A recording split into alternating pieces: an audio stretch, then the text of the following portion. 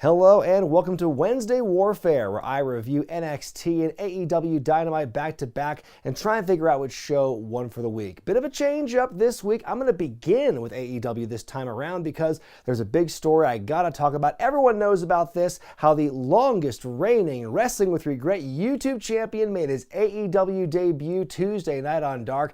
That's right, Levi Shapiro showed up as part of an 8-man tag team match against Joey Janela, Sonny Kiss, and Bear Country. I am very proud of him, and if you haven't checked the match out yet, go check it out. It's about an hour and a half into Dark from this past week. It's a very clunky title in this week's episode, but trust me, it's great to see Levi in action in an AEW ring. But of course, the real big story that broke today was something that I don't think anyone in the wrestling world could have expected, is that Paul Wight, the former Big Show, the former The Giant in WCW, has signed on to AEW in a commentary capacity for their new YouTube series on Monday nights, Dark Elevation, which basically sounds like Dark but with fewer indie guys. Maybe it means that Dark proper will be like shorter in all as well. But surely there will be some matches available down the road. I mean, Tony Schiavone said as much on commentary. He has his wrestler's license in AEW. So I'm sure we'll see some matches. Maybe AEW will finally be the ones to bring us the Big Show Shaquille O'Neal match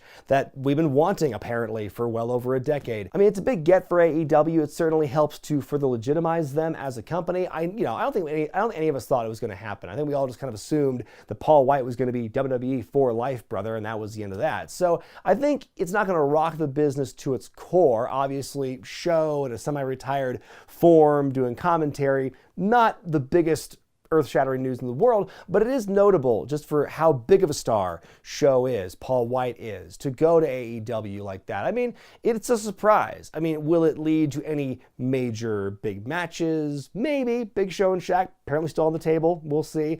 But beyond that, I don't really see much of, it's not going to make AEW number one, is all I'm saying. It's basically, it's creating headlines, it's creating relevance for both ends, for both parties in this discussion. It's certainly news, and I'm happy for all parties involved, and by the time I'm done saying this sentence, I'm sure Paul Wight's going to turn heel again. But on to Dynamite proper. Jon Moxley opens the show going against Ryan Nemeth. Nemeth gets his licks in, but the match is so short, Moxley hits him with a paradigm shift to win before Excalibur could even finish plugging the tickets are coming on sale for Revolution. After the match, Jon has a sit in the ring and talks about the horrors of the exploding barbed wire death match and the addiction that he has to competition and being in the ring, how the death match is pulling him in. Very passionate speech here by Moxley, and he wraps it up by saying, if he goes down in a blaze of glory in this exploding barbed wire death match, what a way to go out. It was a great speech. I love this promo. Moxley is so good in all facets, and I really cannot wait to see this match with him and Omega. We go backstage, see an interview with Rey Fenix and Lance Archer, recent tag team partners, but now they're going to be opponents tonight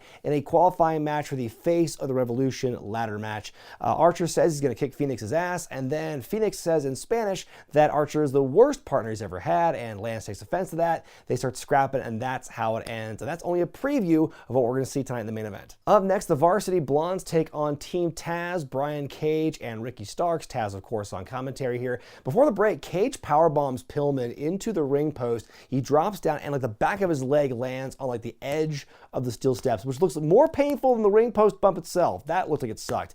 Griff Garrison with a hell of a hot tag, but it's no good.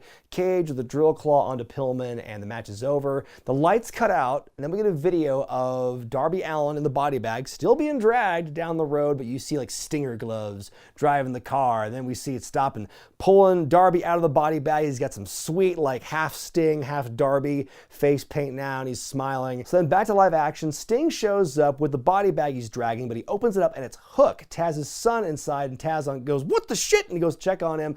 And meanwhile, Darby Allin zip lines down from the rafters to the ring, starts swinging the skateboard around. Sting hits Brian Cage with the Stinger splash and the Scorpion Death Drop to end the segment here. That was probably the coolest fucking thing I saw all night across both shows. I didn't think you could top the awesomeness and just how the first time of seeing Darby Allin skateboard down the ramp with the flying knee and stuff, on the second episode of Dynamite or something.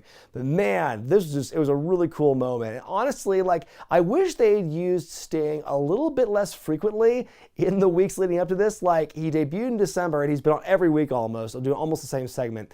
If they made that like every 2 or 3 weeks and then did this thing, this moment here, it would have been so much just cooler, a better use of Sting. But I feel like, you know, that being said, I think it was still a really rad moment. In a sit-down interview, Tony Schiavone talks to Miro, Kip Sabian, and Penelope Ford. They're still hopping mad over the wedding that got ruined a few weeks ago thanks to Charles the Butler and Orange Cassidy. Miro says he's willing to take Charles back as his butler because he's a good man and he works really well polishing his cars and everything. But Orange Cassidy's a bad influence. Don't be near him. And as he's talking, we suddenly see this guy hand Schiavone a note, and he reads it out aloud. Will you wrestle us at Revolution? Yes, no, hugs and kisses, it's like a child passing a note. And Miro takes offense to that. He tells Charles to be a man, and he crumples up the note and he eats it and spits it out Tony. That was pretty great stuff. And I just seeing Miro and Kip lose their shit over the childish antics of like Chuck Taylor and Orange Cassidy is pretty funny, and the note egging them on I thought was a great touch. Jake Hager of the Inner Circle takes on Brandon Cutler next. Rare Dynamite showing for Cutler here. He's got some signs of life, hits a bunch of dives onto Hager for his comeback, but Hager snuffs him out,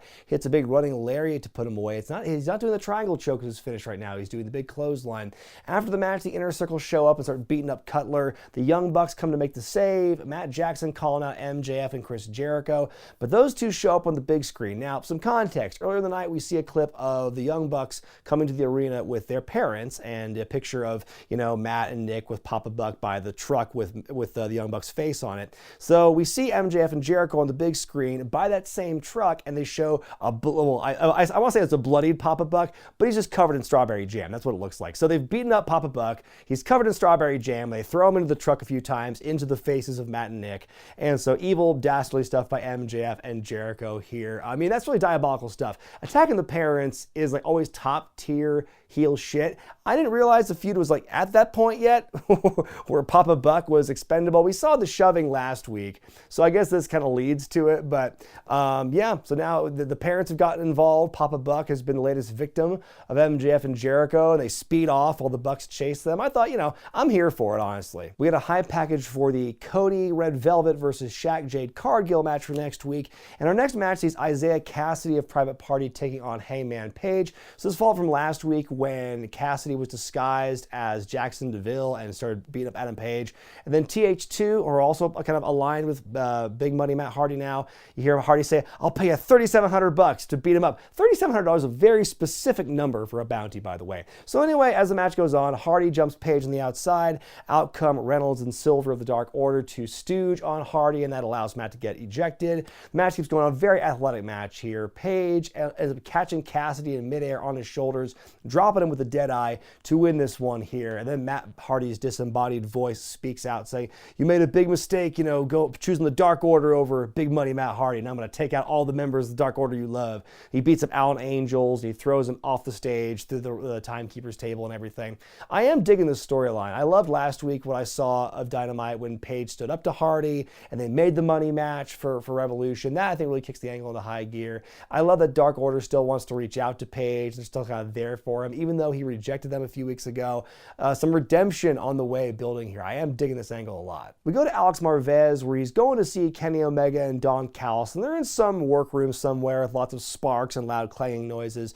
And Callis says that Omega is working on the MOXLEY Extermination Chamber. Having a hard time hearing what Omega is saying in this promo due to all the sound in the background, but he sounded intense. In the semifinals of the Women's Eliminator Tournament, you got Nyla Rose taking on Dr. Britt Baker. Nice callback early in this match where Nyla goes for a corner cannonball spot, the same move that hurt Britt's leg a year or so ago, but Britt gets out of the way of that one. It's a good clash of styles here. There was a scary superplex by Nyla, though, after the commercial break. But besides that, though, I think it was a great match. Nyla powers out of the lockjaw twice, hits the Beast Bomb to win the match. I mean, this is about as close to a babyface performance by Nyla as I've seen. I don't know if she is a face now. Like Vicky Guerrero wasn't there, so I don't know what her placement on the heel face spectrum is. is, but it was a very good match. I think except for that superplex spot, I think that both ladies just really brought it here. I like this match a lot. We get a high package for next week's 6-man tag match as the Jurassic Express take on FTR and Tully Blanchard coming back to the ring for the first time since Heroes of Wrestling. Should be a good one.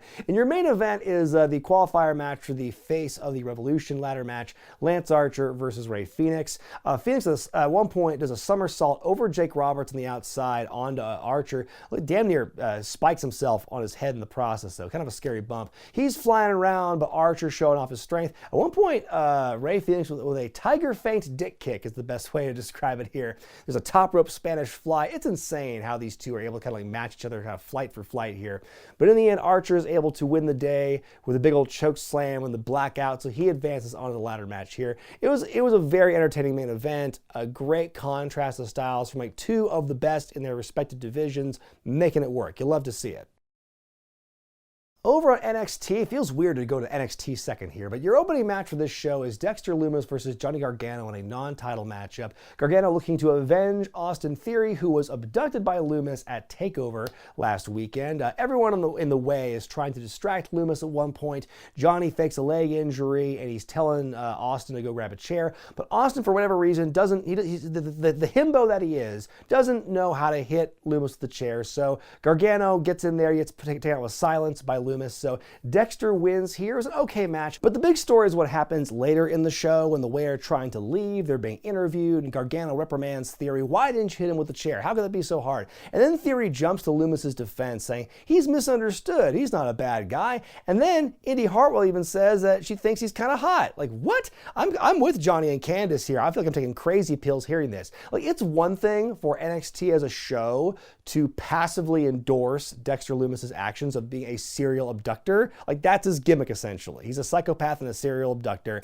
And even though he's like a heel and then turned into a babyface, he's still doing these things. We've seen this happen before, where like, oh, you can forgive the babyface even if he's still doing heelish things because he's a babyface. That's why we all forgive Kane for electrocuting Shane's testicles at one time. But for them to overtly say, oh, Dexter Lumis, the psychopath who kidnapped me, and has kidnapped other people and will likely kidnap again, is just misunderstood. Oh, he's a great guy. That to me seems very tone deaf. Like, abductors are real, abductions are real, and I don't want to, I don't think it's that crazy to make a leap from, or make a connection between speaking out and abductions, but like speaking out's still a thing in wrestling. And now we've got this Stockholm syndrome where this serial abductor is being cast in a sympathetic light. Again, it's one thing when it's passive and they don't blatantly mention it in commentary, because then your brain doesn't really think about that. But when you've got Austin and Indy going, oh, I think he's a great guy for doing that. Like, no, that's totally beyond the pale.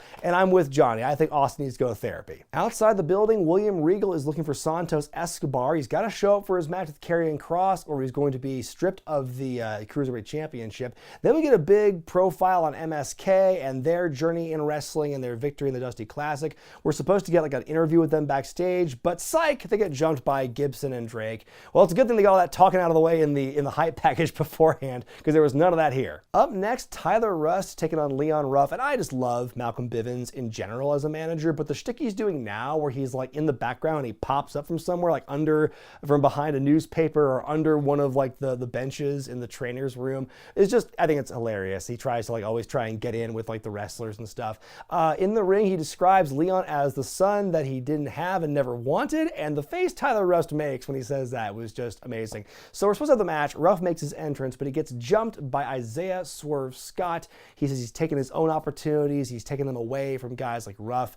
Then after the match is over, the match doesn't even start. The match doesn't start, but Bivens raises Rust's hand in victory. A win is a win, and I love Bivens Enterprises. We get a recurring bit in this week's NXT where Cameron Grimes is inspired by Ted DiBiase and is trying to challenge people to dribble a basketball 10 times, but he never watched the part at the end where DiBiase kicks the ball away from the kid. So the first time, the guy just dribbles the ball 10 times, gets the money, and he tells Cameron that's why Ted kicked the ball away. And so Cameron's like, Ted DiBiase's not smarter than Cameron Grimes. Next segment, we see him try it with this former WNBA player who like jukes him when he tries to kick the ball away. And the third time, it's like nighttime, and he's just pissed, and he has the guy dribble the ball, but he punches him and just dumps the money on him and tells Ted DiBiase to kiss his grits. And this is great. I've said it before, and I'll say it again. I'm really liking the Cameron Grimes Jones, unintentional millionaire storyline. Well, after a great debut last week, newcomer Zoe Stark's been given a chance to wrestle Io Shirai in a non-title matchup. We get a pre-match promo from Zoe, but someone decided to cue up the Io Shirai video a bit too early, so we don't hear the rest of it. The match itself, I mean, it's as bad as it's what you would expect from a face versus face matchup, one of which being a rookie with no build to it. But that being that as may, I'm not trying to make it sound like it's a bad match. It is. It's face versus face, very vanilla, but it ends after a very valiant effort by Zoe. Io wins very clean with the moonsault. And so, yeah, great showing for Zoe these last 2 weeks. I think, sky's the limit for her. They definitely see something in her to keep, giving her this platform in just 2 short weeks. So then afterward, Toni Storm shows up on stage and tells Io the reason that she pinned Mercedes in the title match at Vengeance Day was because that Io can't beat Toni Storm. So Io challenges her to a match anytime, anywhere, and Tony's like, fine, talk to Regal. And she's like, okay, I will. So we find out in 2 weeks that match is going to happen for the title. It should be a good one. Up next, Xia Li taking on former friend Kacy Catanzaro. Last week, Xia putting a black mark on the back of Kacy's hand, signaling that she was next. The match goes on as Boa and Mei Ying look on from the stage. I realize now that Mei Ying is the name of the spooky masked woman on the throne, and Tian Sha is the name of the group in general. But when I'm hearing that, I'm like, wait a minute, is Mei Ying supposed to be a reference to Mei Young by any chance? It seems too close for that to be a coincidence.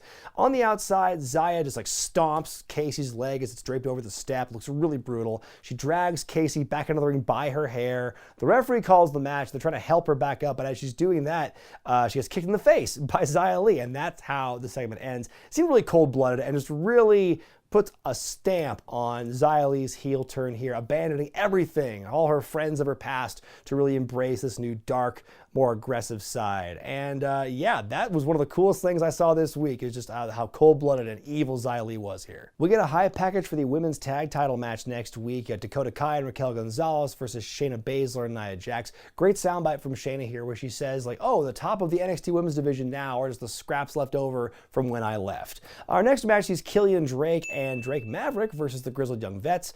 Zach Gibson announcing that Wes Lee broke his hand as a result of their beatdown. They suffered a fine. They call Killian and Maverick Shrek and Donkey and say that they're the ones destined for tag team glory. Nice unlikely partnership move by Killian and Maverick here, where the larger man throws his smaller partner kind of unknowingly or unwittingly onto the other guys. Good little match here. GYV with Ticket to Mayhem to Drake Maverick to win those dirty, dirty heels. And then after the match, we see backstage where Killian carries Drake into the trainer's room. You see Imperium walk by in the background. Alexander Wolf approaches Killian, former Sanity members, and Alexander just says, you used to be a monster, what happened to you? And he walks away, and Killian thinks about it for a minute. Very intriguing, wondering where that's going to end up. Well, after weeks of taunting on both sides, your main event match is a no DQ affair between Karrion Kross and the Cruiserweight champion, Santos Escobar. It starts off in the parking lot because Santos finally rolls up in his car. You see Karrion's entrance on the stage, but Psyche's out there, and he attacks the goons, Mendoza and Wild, and the battle is just all over the place here in the parking lot. The big spot here where Santos slams the truck door down onto Karrion's shoulder as he's leaning in there. More fighting in the parking lot. They make their way back into the arena, and every so often Kross is just obliterating the goons, like throwing them through the barricade and everything. And then at one point he slams Santos through with the Saito suplex through the announce table, and it explodes. Very dramatic destruction of the announce table. And finally he ends up beating, after finally obliterating Wild and Mendoza enough times, he finally beats Santos in the ring. He has that big running forearm to the back of the noggin to win. And this is probably like one of the most competitive matches Kross has had since coming to NXT. And it makes him look strong as hell to be able to beat 3 guys over and over again in the course of a matchup and come out on top. I mean, looking pretty unstoppable here. LA Knight, the former Eli Drake, first time I've mentioned him so far since he debuted at Vengeance Day. He does a car selfie promo where he says, his debut is going to come when he darn well feels like it, but everyone is on his hit list. And now it's time for Adam Cole to finally explain his actions from last week when he viciously beat down Kyle O'Reilly, to the point where Kyle was selling so much people, myself included briefly, thought he suffered a seizure when the cameras went off. So good to hear that was all the work. Kyle O'Reilly, one of the best sellers in the business apparently. So Cole watches the footage from last week week on the big screen. And he talks about how terrible he feels about himself, how much he hates himself for what he did. He's just sick to his stomach over his actions. He apologizes for what he did, but then Roderick Strong comes out and says, you've waited all this time to finally say you're sorry, like he was left in the lurch for a week or whatever.